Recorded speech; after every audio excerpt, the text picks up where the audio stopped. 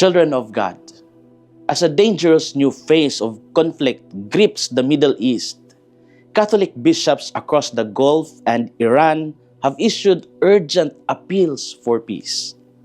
They have spoken with concern as violence escalates and fear spreads among ordinary families. Churches in the region have called for restraint, dialogue, and renewed commitment to human dignity. The bishops have reminded political leaders that war only deepens wounds that already scar generations. In their statements, they have urged prayer, fasting, and solidarity among Christians and people of goodwill. They have emphasized that faith must not be manipulated to justify destruction. Many faithful in the region live as minorities, quietly witnessing to hope amid uncertainty. In the middle of conflict, they have chosen to uphold moral foundations rather than surrender to hatred.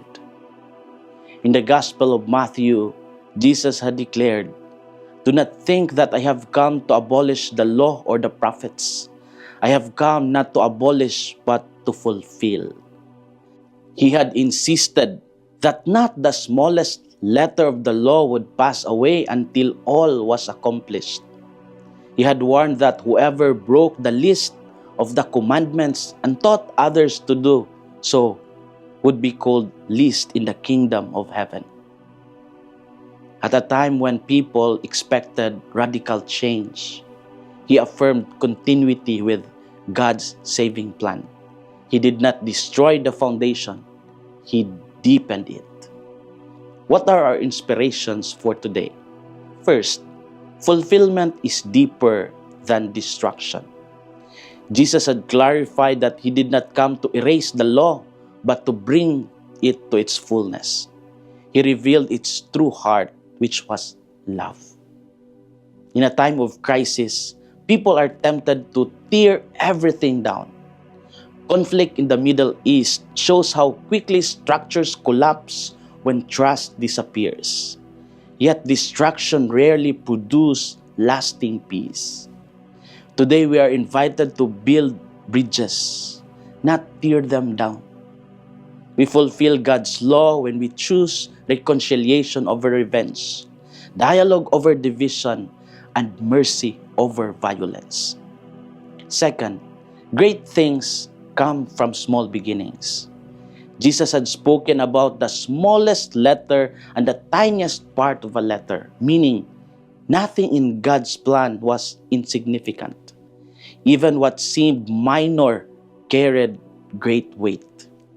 In the parable of history, wars often begin with small compromises. Likewise, peace often begins with small acts of fidelity, a whispered prayer, a refusal to hate, a commitment to truth. This shape the future. Now we are called to honor even the smallest commandment. We do not dismiss kindness as trivial or integrity as optional.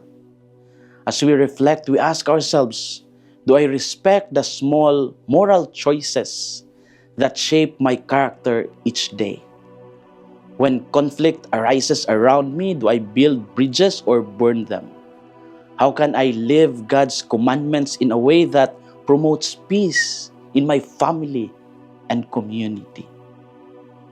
Children of God, the world often believes that strength is shown through force, but Jesus revealed that strength is shown through fidelity. The bishop's appeals for peace remind us that moral foundations matter most in times of crisis.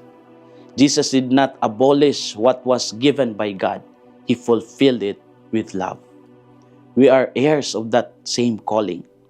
Lent invites us to examine whether we are builders or destroyers.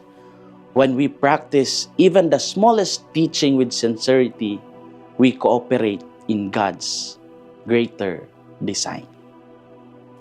This is Father Felmar, SVD, your Good News caster from Radio Veritas Asia, the voice of Asian Christianity. And may the Almighty God bless you, the Father, the Son, and the Holy Spirit. Amen. Thank you for watching and listening. Stay inspired every day with our daily reflections. Be part of our growing online community of faith and inspiration. Don't miss a single reflection. Follow us on our social media platforms